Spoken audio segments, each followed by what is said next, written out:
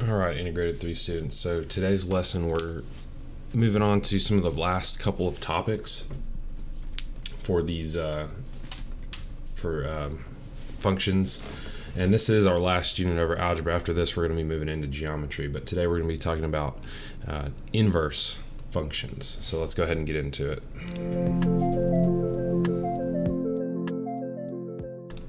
Okay, so in your notes, draw a line or start a new page, however you're writing yours.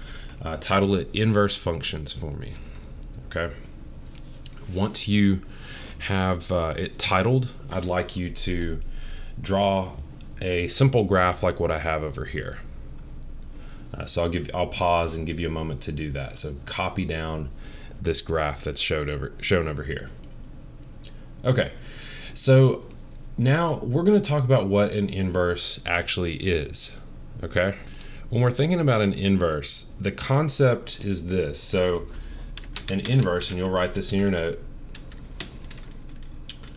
of a function is created when the x and y values are switched or inverted. Okay, so this is the key idea to how we're going to be finding inverses. We have that idea of we need to swap the x values and the y values. Okay, so the first thing I want you to do on this graph is I want you to label this graph as f of x. That's going to be its name, and that's how we're going to be referring to it. So that's f of x. Now, we are going to invert this graphically. That's going to be the goal here, okay? We're going to invert it graphically. And so we need to figure out what points we have. Well, I've already clearly labeled those with points here. So let's make our ordered pair. So what's the ordered pair of this one? Well, it's 0, 2. That's the x and y value. All right. And then over here, we have -1, -1. That's going to be this one. Okay. So for us to create our inverted function, we need to switch the x and y values of these points. So we're going to do this. We're going to say invert the points. And so we're going to put 0, 2. And that's going to become, I'll draw some arrows. We're going to flip where x and y are, and that gets us 2, 0. Then we're going to repeat this down below. We have the other point, -1, -1. And we know that that's going to invert and become, well, actually it stays the same, -1, -1. All right. So let's go ahead and draw this on our paper. These are linear functions, so they're pretty simple, but we need to draw these points that we just inverted. So we're going to do 2, 0. So I go 1, 2, 0. So right here is that point, and then -1, -1, which already exists. So that's good. Now you can use a straight edge if you need to, but we're going to draw a line through both of these points. Okay, and I'm going to make sure that my arrows look good. And we're done. I'm going to label this as 2, 0. That's all we need to do for this. And we've done it. We have successfully inverted a function graphically, okay? So let's talk about the notation for inverse functions, because this is no longer, don't write this yet. This is no longer f of x. So we have a special notation for what we would call an inverse function. So here's the next note for you. The inverse is usually shown by putting a little -1 after the function name like this. So this represents the inverse, and we say f inverse of y. Okay. So this is f inverse of x, and I think I'm just going to draw it in there. I'm actually going to just write it. I'm going to get rid of the typing. So it's f inverse of x. okay? Or I always say the inverse function of x. So that -1 doesn't actually hold any value. It's just a symbol that notates, hey, we've got an inverse here, okay? So you're going to see that inside of some of the delta math problems that you'll be doing, all right? So speaking of delta math, I've added the final sections onto it that we're going to need. And here is a question that you'll have to be doing, okay? So it says, click a graph to make a point, click again to erase it. We are going to graph the inverse provided on the accompanying set of axes. You must plot at least 5 points. So here's what we need to do. If I'm going to work these problems on delta math, I need to list out 5 points. All right, so I'm going to find 5 points. Well, I see one right here. Let me actually zoom in a little bit on this just to really make sure that this is visible to all of y'all. Yeah, we'll do this one. Okay, so I see a point here. I see a point here. I see a point here, here, and here. So those are all points, and this is how you're going to work these problems to create the inverse. You're going to list out all the ordered pairs. So I know that this first one here is -8, 7. So we go -8, comma 7. Then we get next one is going to be -3, comma 6. Then we get 0, comma 5. 1, comma 4, and 0, comma 3. Okay, these are all the points. Now let's create their inverses.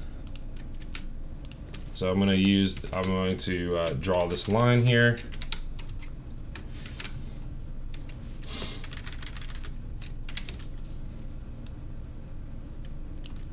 Okay, so to invert, remember we just flip where x and y are. It's not an overly complicated process by any means. It's probably easier for you to actually write this out than it is for me to type it. So that's 7, -8 now. This is 6, -3.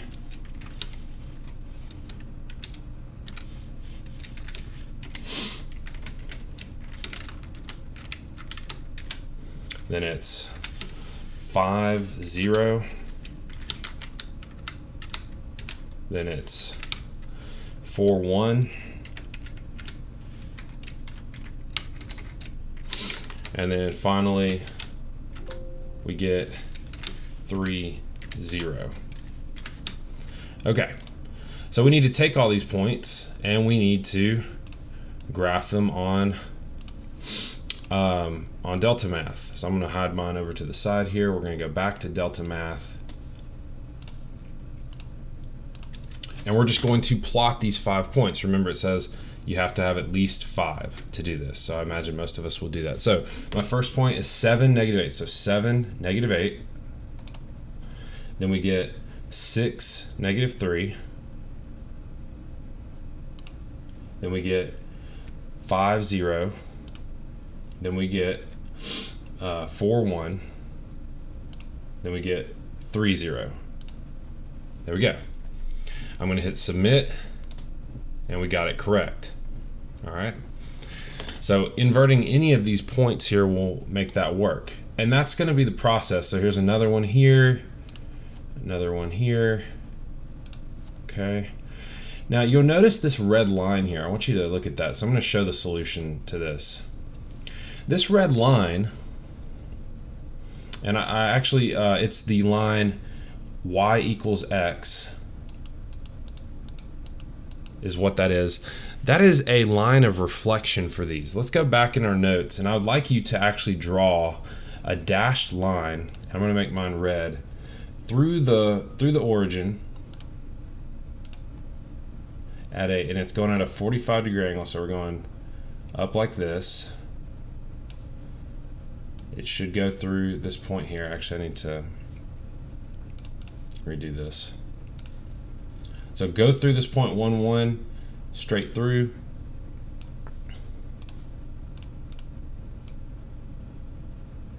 It needs to go through the origin and through that point. There we go. This red line is the the inverse line of reflection. That's what it is. So every single reflection that you do on here will be a mirror image across this red line. That's the line of reflection. Okay? All inverses do this when you're looking at them graphically. So that's how you can confirm that they're inverses. So look at this one. They're flipped over this red line. Okay? And hopefully that makes sense, because that's where y equals x every single time, and that line is always going to stay the same. Okay? Y is always equal to x, so when you flip it or invert it, nothing is changing. Okay? So that's y equals x. So hopefully that makes sense. Here you're just doing parabolas and lines. Now, we can obviously do different types of problems graphically. We could do exponentials and logarithms. So for instance, I'm going to pull this up on Desmos. If I graphed y equals 2 to the x, this is the same thing as saying y equals, and we would say log, we need base, so let me do 10 to the x, sorry, just so that it's easier. Okay, log of x. Okay, these are inverses of one another. Let's put y equals x, and that's our dashed line here. And you'll see that we said that a logarithm and an exponential are inverses of one another, and this is showing the mirror image that they have right there. Okay, so we will be doing logarithms inverses in this section as well. Okay, but we're done looking at graphs. I wanted to introduce the concept with a graph. Now we're going to be doing inverses with equations. Okay. So let's draw a line in your notes. I'm going to make a new page, and we're going to title this Inverses of Functions. So we're going to grab a delta math example to help us out with this. Let's go ahead and pull one up. Let's go back. Here is the next one. So inverses of various functions. So we have a function here, and we're going to go ahead and copy this in our notes.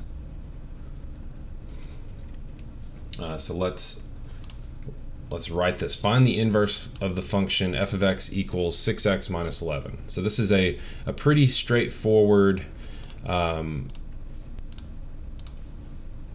inverse question that you'll be asked, and we're going to write out the steps to the side. Okay, so I've got a list of steps for finding the inverse. We know at the end of this we need that little -1 in there, that we're going to change the notation. So how we're going to start this is we are going to start by replacing, or I'm going to say this, change f of x to a y. This just helps us keep straight where the x's and the y's are, okay? So we're going to do this. Y equals 6x minus 11. So that's sort of the first step. Not too bad. Next, step 2. Switch x and y positions. This is also inverting them, right? These are inverses, so we're always going to do this step where, and this happened with the graphs, right? We switch x and y and where they are. This is going to cause the inverse to happen here when we do this, okay? So we're going to switch x and y, so we get x equals, oh, my wife's alarm's going off, I don't know if you can hear that, 6y minus 11. So that's the second step.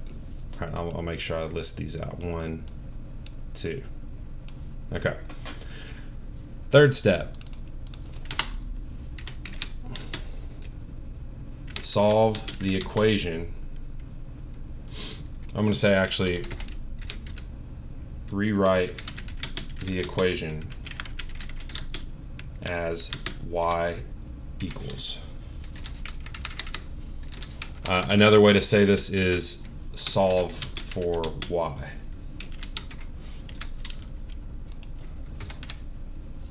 Okay, we want to get y by itself again because that's how we understand typing in functions like in a calculator if we wanted to graph it. So we're going to be using inverse operations. Okay, how do we get y by itself? Well, what I would do first is I would add 11 to both sides. This gets rid of it, so it goes over here, plus 11. So I get x plus 11 equals 6y. All right, next step that I would do, inverse operation, when I want to get y by itself, divide by 6. The whole thing over here gets divided by 6. This goes away. We're going to end up with x plus 11 over 6 equals y. And we're done, right? We have completed this third step, which is to rewrite the equation. So we've got that done. Now, the final step, which isn't even really that difficult, put the new function in inverse notation, which is that with a little -1. That's what it is. So this was step 3 here. Step 4, we rewrite this. Instead of the y, we put in the f of -1, whatever the function is. So the y gets replaced. Here we replaced f of x with a y. Now we're going to take the y and put it in the other function notation. So it's x plus 11 over 6 equals inverse function of x, f inverse of x. This is the answer to the question. So let's go back to Delta Math. Let's look at this. We're looking for the one that x plus 11 over 6 is what we're looking for. X plus 11 over 6. There it is. Submit, and we're done. Okay. Now there's several problem types on here. Let's look at this one right here. We go ahead and copy this. We're going to go ahead and start the process. It's y equals 3x to the -2/3. Okay.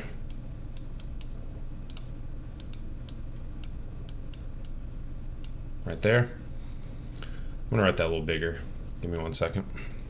Okay, we're going to swap x and y. So we get x equals 3y to the -2/3. Okay, and now I don't know that we've necessarily done this here. If this were a -2, or if it were a square, we would know what to do. We know to square root it, right?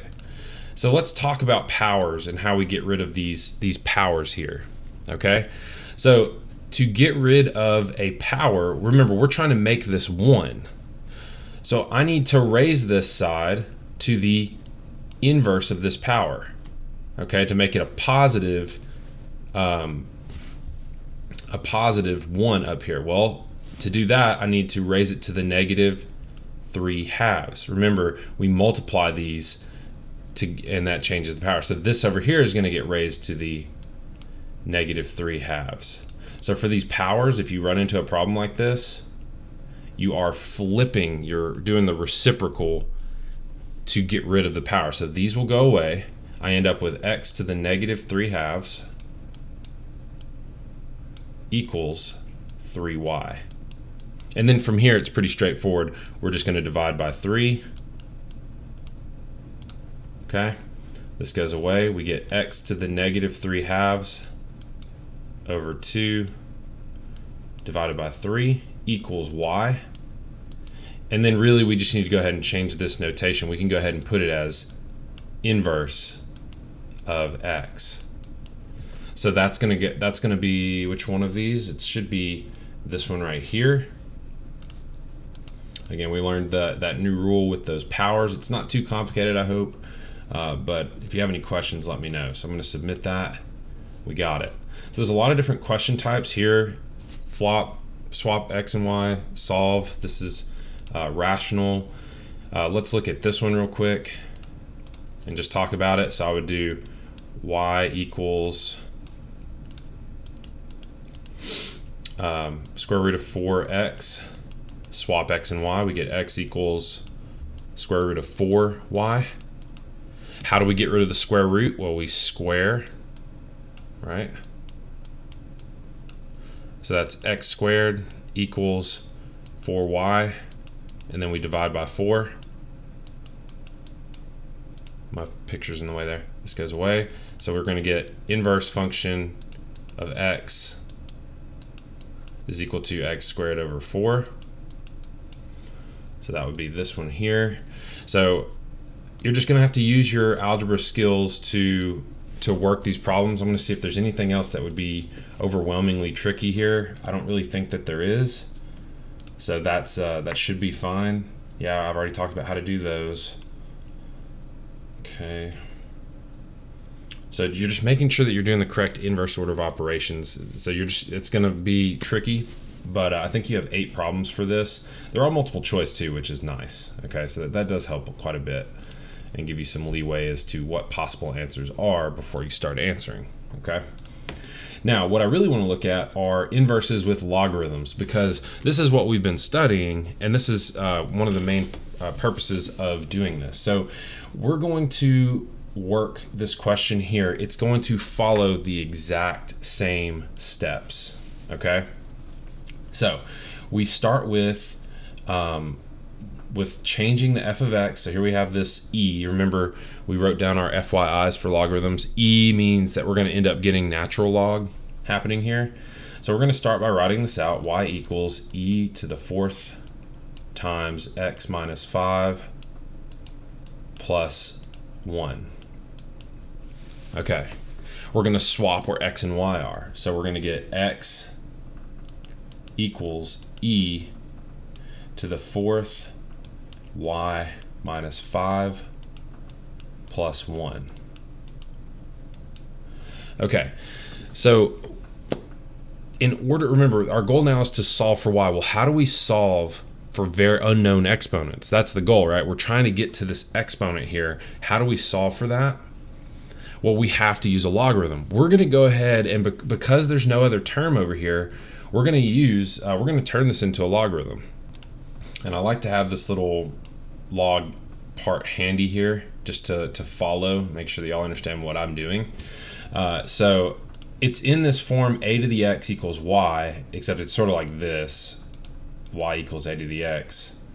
And we flipped ours, but that's sort of the general format here. We're going to change it into a logarithm from this, okay? So the logarithm is going to be log base, well, the base is e, okay, and I'll put it like that for now. Log base e of x equals, and we have this entire thing here that's going to, the entire exponent's going to that right side, so it's 4 times y minus 5 plus 1.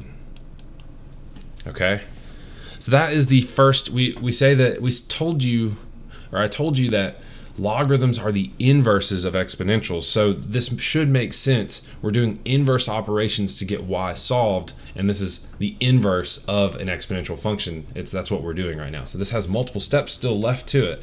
We're doing inverse operations to get the y by itself on the right side. What's the best next step here? Well, we have to do inverse order of operations. So it's not order of operations. I wouldn't divide by 4 first. I want to get rid of the 1. So we subtract 1. That gets me log. Let's go ahead and do this. Let's change this log base e to natural log, okay? Because that's really what you're going to need, and you'll see that over here. So natural log minus of x minus 1 equals 4 y minus 5. Next, what do? Well, I'm going to get rid of the 4. I'm going to divide by 4. This goes away, and we end up with natural log of x minus 1 divided by 4 on the left equals y minus 5. And then from here, there's just one more thing to do, which is we need to add the 5 to both sides. That gets rid of it right here. So plus 5. And we're just going to put that to the side of this. So it's natural log x minus 1 over 4, and we add 5 to that. Okay? That's all we need to do. Alrighty. So this should be our answer. It was a long process, but this is what our goal was when we started this unit. When we introduced logs, we're talking about how they're inverses of each other, and we're sort of piecing all the functions together now. Linears, exponentials, quadratics. We're seeing all of those to where we can find an inverse of any function that ever exists. I missed the last step here, which is what? Well, I'm going to have to write this one more time. Actually, no, I'm just going to erase the y, and I need to put that inverse notation inverse f of x, the inverse function of x. So we have this one here, natural log x minus 1 over 4 plus 5. So it's this one here. It's this third one. Let's go ahead and try that. And we got it. So they're giving quite a bit of questions on here. Is this a logarithm question? Give me one. I'm gonna skip ahead real quick. Okay, so not all of these are logarithms. I didn't think this was. On this one, just looking at the solution path, you flip x and y, you're gonna subtract 10, you'll cube both sides, and then you'll fifth root. To get rid of 5, you fifth root both sides. So that's how they did this one. So that one doesn't have logs. I didn't know that some of these didn't have logs in them. Looks like a lot of these don't. All right, that one's a log. So there's several in here that are not logarithms, but they're still pretty complicated, and I like that. So if you get stuck, make sure you reach out to me and I can help you with particular problems on here. Yeah, some of these are pretty tough, but let me do one more that looks really nasty, okay? Let me find one that's really tough. Some of these do look really tough.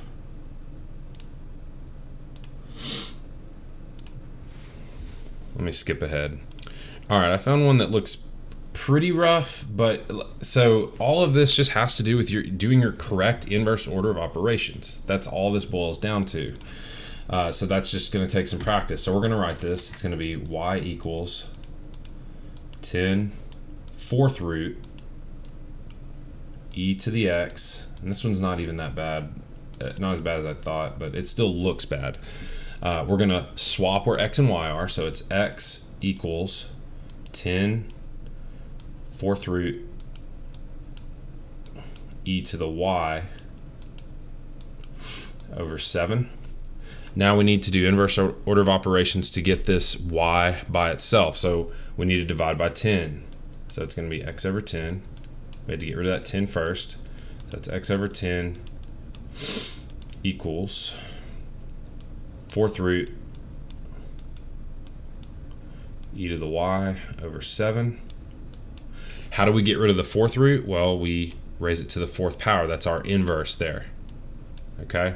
We can't do anything inside of here yet, so we're going to raise this to the 4th. Okay? And I'm going to leave it like that. So it's going to be x over 10 to the 4th equals, we have e to the y over 7. And so we're going to multiply by 7 on both sides. This goes away. And we get 7x over 10 to the 4th equals e to this to the y. Now that I have the exponent by itself, the base and the exponent, we use the logarithm. So it's going to be log base e of 7 times x over 10 to the 4th equals y. So we're done, but remember that log base e, they're going to want that as natural log of 7 times x to the 10 raised to the 4th equals, and we're just going to go ahead and put this in inverse notation. So we're pulling out all the stops when it comes to inverse operations. And so this is really going to be a challenge, almost like a puzzle. It kind of does feel like a puzzle that you're trying to unravel here. with what do I do next? What do I do next? How do I get the skills? So if you get stuck on one of these problems, I want to encourage you, send me a screenshot of where you get stuck and you're like, what do I do next? I can quickly respond to those and give you feedback on what you might be missing. So let's see which one this is, and then we're going to go ahead and wrap up this lesson because we have gotten this done. So it's natural log 7. I believe it's the first one here. I think that's right. Yeah, I think so. So it looks like it's this one here. And we're going to go ahead and confirm that on Delta Math right there. We got it. Of course, you can always look at the solution steps to see, because it's going to tell you where you went wrong. That's what's so good about Delta Math, is it explains where it went wrong in your steps. But that's what you're going to be doing and practicing on this. And reach out to me if you have any questions. We'll finish up talking about this last section here. But you have 5 of these here, 8 of these, 5 of these. So I'm going to go ahead and stop.